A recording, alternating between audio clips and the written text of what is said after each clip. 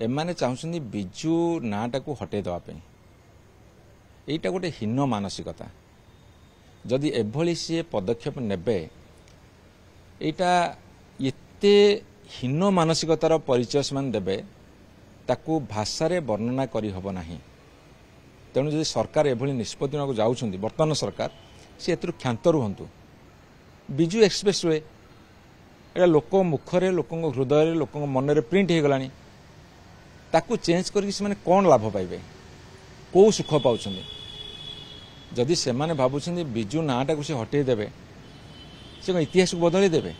सी जड़े स्वाधीनता संग्रामी थे देश लड़े करते ओडिशार प्रगतिर स्वप्न देखी एवं इंटरनेशनल फिगर थे। रशिया इंडोनेशिया इंडिया तीनोटी फ्लाग मर शरीर पर पड़ा इतिहास को से बदली देवे।